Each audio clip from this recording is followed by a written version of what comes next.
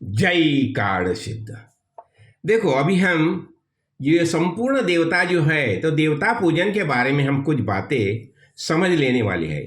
जो याज्ञवल्क्य ने अपना जनक राजा को समझाए ना देवता पूजन के बारे में, षड आचार्य ब्राह्मणा, उसमें जो ये टॉपिक आया है, तो उसमें क्या होता है देखो, उसमें दिग देवता बताया, दिग देवता। अभी दिग देवता यानी क्या है, ये संपूर्ण दश दिशा जो है ना, ये कितना दिशा है, चार चार आठ और ऊपर और नीचे, तो ये दश दिशा होगी। तो ये दश दिशा जो है वो सबको देवता मान लिया, देवता मान लिया, दश दिशा देवता है। तो अभी देखो ये जो देवता जो है ना, तो उसका आयातनम क्या होता है, यानी उसका ये स्थान क्या होता है, ये देवता का स्थान क्या होता है, ये पंचभौतिक शरीर में। तो ये स्तोत्र है ना, स्तोत्र इंद्रिय है ना, ये कान कान, तो ये उसका स्थान हो गया, अबोर्ड हो गया। अच्छा, फिर उसकी प्रतिष्ठा, तो प्रतिष्ठा हो गया आकाश, आकाश अंतर्यामी, यानी उसको जो आधार जो है, किसका आधार है, आकाश और अंतर्यामी का आधार है। अच्छा, फिर उसका उपनिषद क्या है, तो उपनिषद यानी गुह्य नाम क्या है, गुह्य नाम क्या है, तो अनंत अनंत अनंत, यानी देखो इनफाइट, लिमिटलेस, लिमिटलेस, लिमिट ही नहीं है, ऐसा अनंत है। देखो कौन से भी दिशा में जाइए, देखो वहां लिमिट ही नहीं है।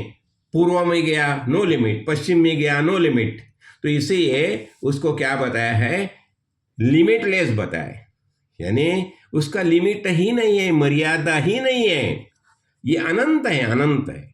तो उसका उपनिषद है अनंत अनंत। देखो, और ये स्तोत्र इंद्रिय जो है ना, उसका निर्माण कहाँ से हो गया है, तो आकाश तत्व से निर्माण हो गया है। जब भी हम कुछ बातें सुनते हैं ना, कैसे सुनते हैं, देखो ऐसे जलते हैं ना आकाश, तो आकाश तत्व से जाती है।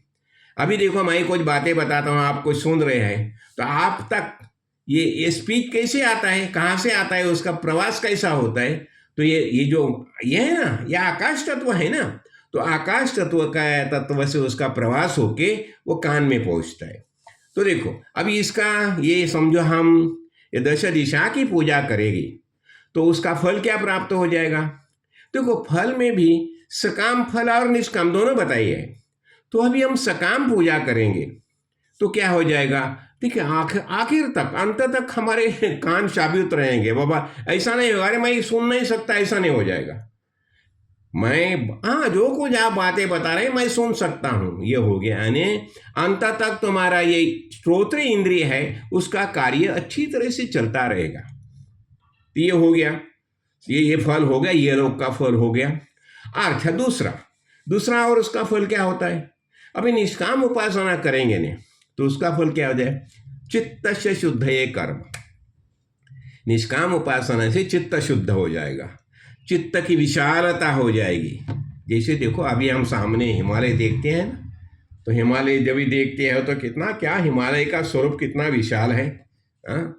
तो ऐसा, तो चित्त की विशालता हो जाएगी। और दूसरा क्या होता है, देखो अभी हमें चित्त एकाग्र करना है। देखो चित्त एकाग्र करने की भी बहुत आवश्यकता होती है, नहीं तो क्या होता है, संसारिक बातें इतनी होती है, कोई बताने लगा ना तो समझो वो बस हम उसके पीछे पड़ते हैं, पीछे, यानी चित्त अनेकाग्र होता है। तो अनेकाग्र चित्त को एकाग्र करने की आवश्यकता होती है।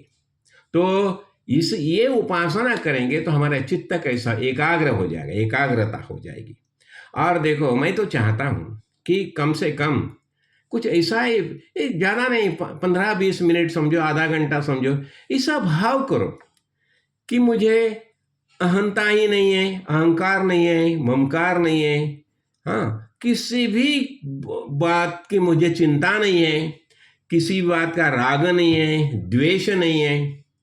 अहंकार ममकार ये चार हम बताएं ना, दुष्ट चतुष्ट, यानी हमें अध्यात्म मार्ग से हटाते हैं। तो ये चार बातें जो है ना, बस शांति से पूरा नलिफाई करो, डाइल्यूट करो, डाइल्यूट करो, और ये डाइल्यूट करने के बाद अनुभव करो क्या मजा आती है। कुछ नहीं, बस शांति, एकदम शांति महसूस करेंगे। देखो आप, पूर्ण शांति, कुछ नहीं, कुछ सोचने का ही नहीं है, एकमेव अंदर से यही क्लेम करो, मैं परमेश्वर परमात्मा जो है, आत्मा जो है, यही वास्तविक हमारी वास्तविक सच्ची पहचान है, यही क्लेम करते रहो। तो अब ये दिग देवता जो है ना, दश दिशा जो है ना, तो उसका पूजा करो। पूजा करने से हमें इष्ट फल तो प्राप्त होता ही है। हाँ, तो देवता पूजन से, और देखो ये देवता कहाँ, आजू बाजू में, हमारे आजू बाजू में मौजूद है। और जब भी हम श्रद्धा भक्ति से उनकी पूजा अर्चा करते हैं ना, उसका फल हमें अवश्य प्राप्त हो जाता है।